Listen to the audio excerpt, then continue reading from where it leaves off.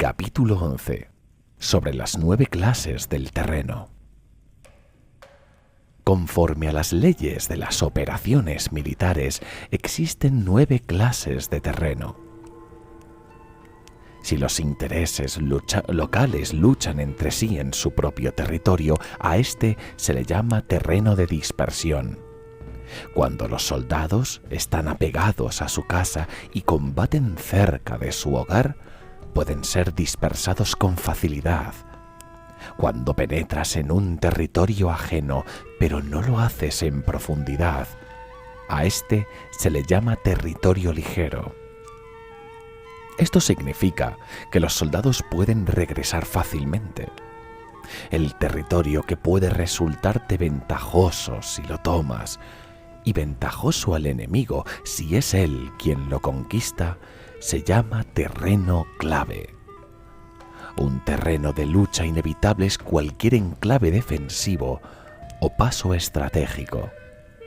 Un territorio igualmente accesible para ti y para los demás se llama terreno de comunicación. El territorio que está rodeado por 3 territorios rivales y es el primero en proporcionar libre acceso a él a todo el mundo, se llama terreno de intersección. El terreno de intersección es aquel en el que convergen las principales vías de comunicación uniéndolas entre sí. Sé el primero en ocuparlo y la gente tendrá que ponerse de tu lado. Si lo obtienes, te encuentras seguro. Si lo pierdes, corres peligro. Cuando penetras en profundidad en un territorio ajeno y dejas detrás muchas ciudades y pueblos, a este terreno se le llama difícil. Es un terreno del que es difícil regresar. Cuando atraviesas montañas boscosas, desfiladeros abruptos u otros accidentes difíciles de atravesar, a esto se le llama terreno desfavorable. Cuando el acceso es estrecho y la salida es tortuosa, de manera que una pequeña unidad enemiga puede atacarte, aunque tus tropas sean más numerosas, a este se le llama terreno cercado. Si eres capaz de una gran adaptación, puedes atravesar este territorio. Si solo puedes sobrevivir en un territorio luchando con rapidez, y si es fácil morir si no lo haces, a este se le llama terreno mortal. Las tropas que se encuentran en un terreno mortal están en la misma situación que si se encontraran en una barca que se hunde o en una casa ardiendo. Así pues, no combatas en un terreno de dispersión, no te detengas en un terreno ligero, no ataques en un terreno clave ocupado por el enemigo, por supuesto. No dejes que tus tropas sean divididas en un terreno de comunicación. En terrenos de intersección, establece comunicaciones. En terrenos difíciles, entra aprovisionado. En terrenos desfavorables, continúa marchando. En terrenos cercados, haz planes. En terrenos mortales, lucha. En un terreno de dispersión, los soldados pueden huir. Un terreno ligero es cuando los soldados han penetrado en territorio enemigo pero todavía no tienen las espaldas cubiertas. Por eso sus mentes no están realmente concentradas y no están listos para la batalla. No es ventajoso atacar al enemigo en un terreno clave. Lo que es ventajoso es llegar el primero a él. No debe permitirse que quede aislado el terreno de comunicación. Para poder servirse de las rutas de suministros. En terrenos de intersección estarás a salvo si estableces alianzas. Si las pierdes, te encontrarás en peligro. En terrenos difíciles, entrar aprovisionado significa reunir todo lo necesario para estar allí mucho tiempo. En terrenos desfavorables, Ya que no puedes atrincherarte en ello, debes apresurarte a salir. En terrenos cercados introduce tácticas sorpresivas. Si las tropas caen en un terreno mortal, todo el mundo luchará de manera espontánea. Por esto se dice, sitúa a las tropas en un terreno mortal y sobrevivirán.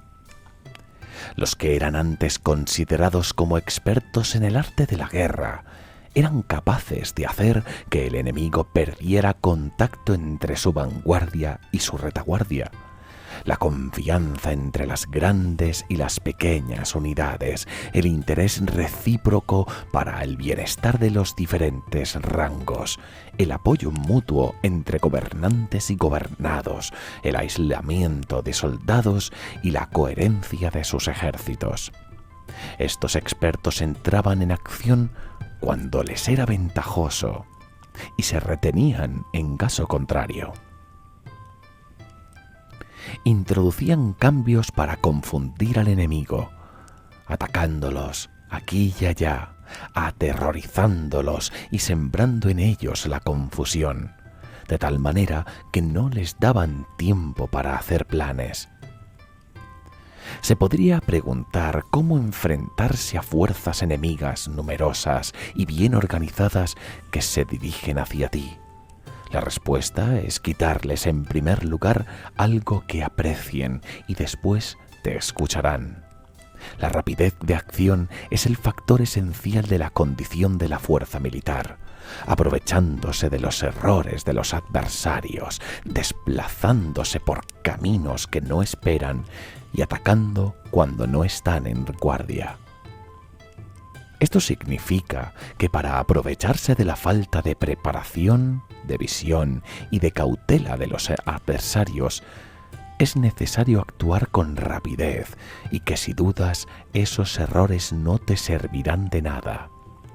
En una invasión, por regla general, cuanto más se adentran los invasores en el territorio ajeno, más fuertes se hacen, hasta el punto de que el gobierno nativo no puede ya expulsarlos. Escoge campos fértiles y las tropas tendrán suficiente para comer.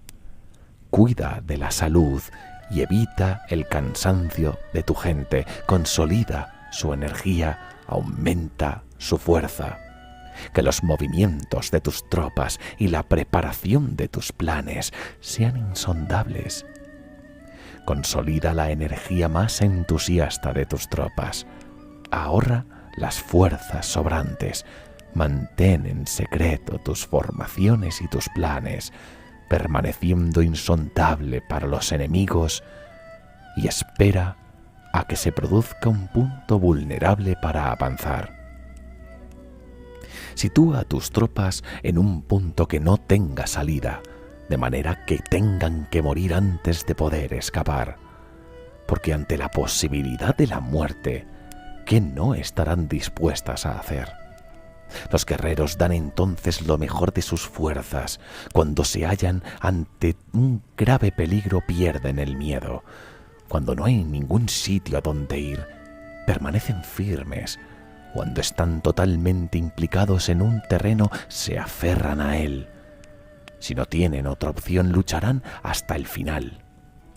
Por esta razón, los soldados están vigilantes sin tener que ser estimulados. Se alistan sin tener que ser llamados a filas. Son amistosos sin necesidad de promesas. Y se puede confiar en ellos sin necesidad de dar órdenes. Esto significa que cuando los combatientes se encuentran en peligro de muerte, sea cual sea su rango, todos tienen el mismo objetivo y por lo tanto están en alerta sin necesidad de ser estimulados. Tienen buena voluntad de manera espontánea y sin necesidad de recibir órdenes, y puede confiarse de manera natural en ellos sin promesas ni necesidad de jerarquía. Prohíbe los augurios para evitar las dudas, y los soldados nunca te abandonarán. Si tus soldados no tienen riquezas, no es porque las desdeñen. Si no tienen más longevidad no es porque no quieran vivir más tiempo. El día en que se da la orden de marcha, los soldados lloran. Así pues, una operación militar preparada con pericia debe ser como una serpiente veloz que contraataca con su cola. Cuando alguien le ataca por la cabeza, contraataca con la cabeza cuando alguien le ataca la cola y contraataca con cabeza y cola cuando alguien le ataca por el medio. Esta imagen representa el método de una línea de batalla que responde velozmente cuando es atacada. Un manual de 8 formaciones clásicas de batalla dice: haz del frente la retaguardia, haz de la retaguardia el frente, con 4 cabezas y 8 colas. Haz que la cabeza esté en todas partes y cuando el enemigo arremeta por el centro, cabeza y cola acudirán al rescate. Puede preguntarse la cuestión de si es posible hacer que una fuerza militar sea como una serpiente rápida. La respuesta es afirmativa. Incluso las personas que se tienen antipatía, encontrándose en el mismo barco, se ayudarán entre sí en caso de peligro de zozobrar. Es la fuerza de la situación la que hace que esto suceda. Por esto no basta con depositar la confianza en caballos atados y ruedas fijadas. Se atan los caballos para formar una línea de combate estable y se fijan las ruedas para hacer que los carros no se puedan mover. Pero aún así esto no es suficiente seguro, ni se puede confiar en ello. Es necesario permitir que haya variantes a los cambios que se hacen, poniendo a los soldados en situaciones mortales, de manera que combatan de forma espontánea y se ayuden unos a otros codo con codo. Este es el camino de la seguridad y de la obtención de una victoria cierta. La mejor organización es hacer que se exprese el valor y mantenerlo constante. Tener éxito tanto con tropas débiles como con tropas aguerridas se basa en la configuración de las circunstancias. Si obtienes la ventaja del terreno, puedes vencer a los adversarios, incluso con tropas ligeras y débiles. ¿Cuánto más te sería posible si tienes tropas poderosas y aguerridas? Lo que hace posible la victoria a ambas clases de tropas son las circunstancias del terreno. Por lo tanto, los expertos en operaciones militares logran la cooperación de la tropa, de tal manera que dirigir un grupo es como dirigir a un solo individuo que no tiene más que una sola opción. Corresponde al general ser tranquilo, reservado, justo y metódico. Sus planes son tranquilos y absolutamente secretos para que nadie pueda descubrirlos. Su mando es justo y metódico, así que nadie se atreve a tomarlo a la ligera. Puede mantener a sus soldados sin información y en completa ignorancia de sus planes. Cambia sus acciones y revisa sus planes, de manera que nadie pueda reconocerlos. Cambia de lugar su emplazamiento y se desplaza por caminos sinuosos, de manera que nadie pueda anticiparse. Puedes ganar cuando nadie puede entender en ningún momento cuáles son tus intenciones. Dice un gran hombre: el principal engaño que se valora en las operaciones militares no se dirige solo a los enemigos, sino que empieza por las propias tropas, para hacer que les sigan a uno sin saber a dónde van. Cuando un general fija una meta a sus tropas, es como el que sube a un lugar elevado y después retira la escalera. Cuando un general se adentra muy en el interior del territorio enemigo, está poniendo a prueba todo su potencial. Ha hecho quemar las naves a sus tropas y destruir sus casas. Así, las conduce como un rebaño y todos ignoran hacia dónde se encaminan. Incumbe a los generales reunir a los ejércitos y ponerlos en situaciones peligrosas. También han de examinar las adaptaciones a los diferentes terrenos, las ventajas de concentrarse o dispersarse, y las pautas de los sentimientos y situaciones humanas. Cuando se habla de ventajas y desventajas de la concentración y de la dispersión, quiere decir que las pautas de los comportamientos humanos cambian según los diferentes tipos de terreno. En general, la pauta general de los invasores es unirse cuando están en el corazón del territorio enemigo, pero tienden a dispersarse cuando están en las franjas fronterizas. Cuando dejas tu territorio y atraviesas la frontera en una operación militar, te hallas en un terreno aislado. Cuando es accesible desde todos los puntos, es un terreno de comunicación. Cuando te adentras en profundidad, estás en un terreno difícil. Cuando penetras poco, estás en un terreno ligero. Cuando a tus espaldas se hallen espesuras infranqueables y delante pasajes estrechos, estás en un terreno cercado.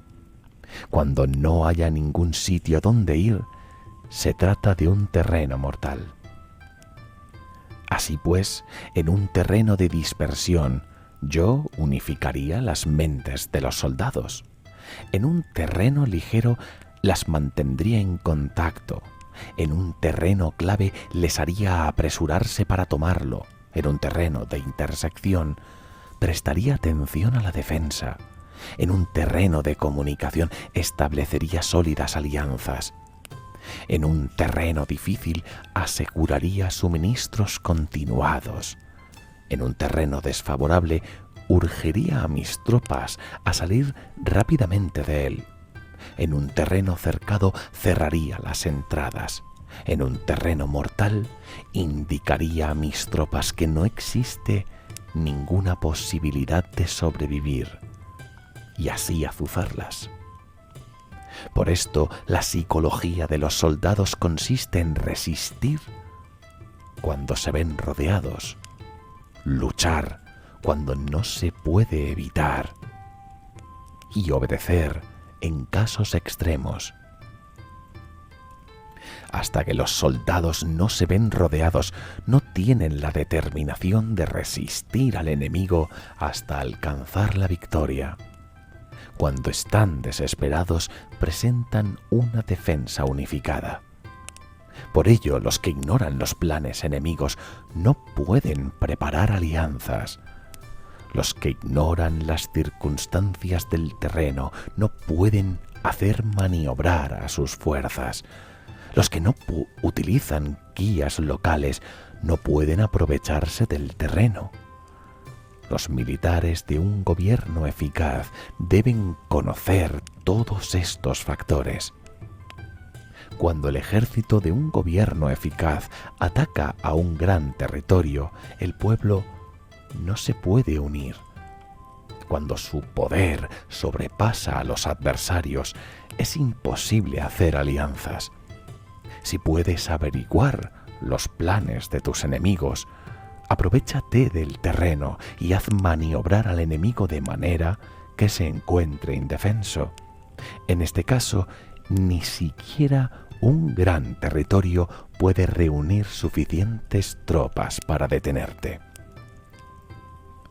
Por lo tanto, si no luchas para obtener alianzas, si no aumentas el poder de ningún país, pero extiendes tu influencia personal amenazando a los adversarios, todo ello hace que el país y las ciudades enemigas sean vulnerables. Otorga recompensas que no estén reguladas y da órdenes desacostumbradas. Considera la ventaja de otorgar recompensas que no tengan precedentes. Observa cómo el enemigo hace promesas sin tener en cuenta los códigos establecidos. Maneja las tropas como si fueran una sola persona. Empléalas en tareas reales, pero no les hables. Motívalas con recompensas, pero no les comentes los perjuicios posibles. Emplea a tus soldados solo en combatir, sin comunicarles tu estrategia. Déjales conocer los beneficios que les esperan, pero no les hables de los daños potenciales. Si la verdad se filtra, tu estrategia puede hundirse. Si los soldados empiezan a preocuparse, se volverán vacilantes y temerosos. Colócalos en una situación de posible exterminio y entonces lucharán para vivir. Ponles en peligro de muerte y entonces sobrevivirán. Cuando las tropas afrontan peligros, son capaces de luchar para obtener la victoria. Así pues, la tarea de una operación militar es fingir acomodarse a las intenciones del enemigo. Si te concentras totalmente en este, puedes matar a su general aunque estés a kilómetros de distancia. A esto se le llama cumplir el objetivo con pericia. Al principio te acomodas a sus intenciones, después matas a sus generales. Esta es la pericia en el cumplimiento del objetivo. Así, el día en que se declara la guerra, se cierran las fronteras, se rompen los salvoconductos y se impide el paso de emisarios. Los asuntos se deciden rigurosamente desde que se comienza a planificar y establecer la estrategia desde la casa o el cuartel general. El rigor en los cuarteles generales en la fase de planificación se refiere al mantenimiento del secreto. Cuando el enemigo ofrece oportunidades, aprovéchalas inmediatamente. Entérate primero de lo que pretende y después anticípate a él. Mantén la disciplina y adáptate al enemigo para determinar el resultado de la guerra. Así, al principio eres como una doncella que el enemigo abre sus puertas. Entonces tú eres como una liebre suelta y el enemigo no podrá expulsarte.